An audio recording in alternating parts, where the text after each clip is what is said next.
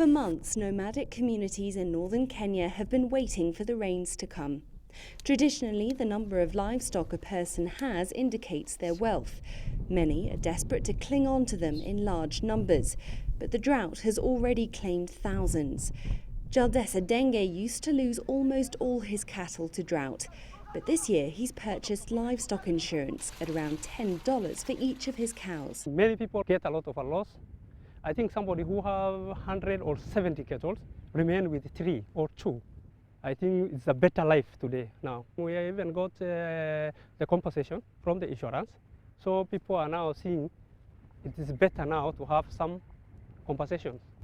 The index-based livestock insurance is the brainchild of award-winning Kenyan economist Andrew Mude. Trying to manage the risk related to the loss of a key asset we felt was an important problem that we needed to solve, and that's why we turned to this index-based livestock insurance program. These are populations that over time are regularly ravaged by drought.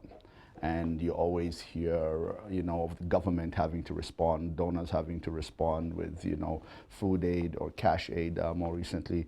And usually these responses take time. And in such situations where people's livelihoods and lives are at threat, you really need to have an intervention that occurs, a bit more objectively and a bit more rapidly. And that's what the promise of insurance holds. The insurance protects against prolonged forage scarcity. Satellite imagery reveals how much foliage has been lost to calculate the projected impact on herds. It then triggers a payment to pastoralists to help maintain their livestock. Kenya's Ministry of Agriculture, with donors, is helping poor households insure at least 5 livestock units for free. 1 unit represents 1 cow, 10 goats, 10 sheep or 0.7 camels. The payout per unit is set at $140. The amount is based on how much it would cost to keep the animals alive rather than replace them. The payouts can range from 5 to 100% of the total insured value. And herders are paid whether they lose animals or not, giving them an incentive to manage their livestock well.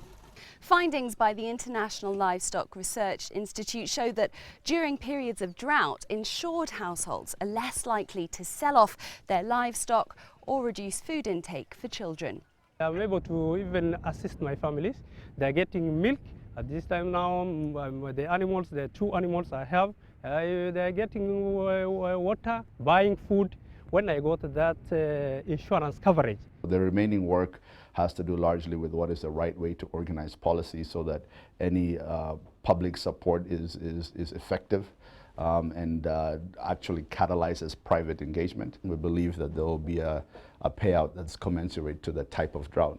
And so this could be a real milestone for the program, a real demonstration of value so that others who are not familiar with the product or who are still skeptical could begin to understand that, well, the product does pay out and this is a real risk management benefit that they could have access to.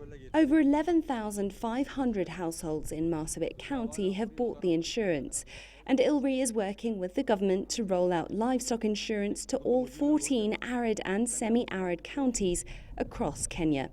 Clementine, Logan, CGTN, Marsabit in northern Kenya.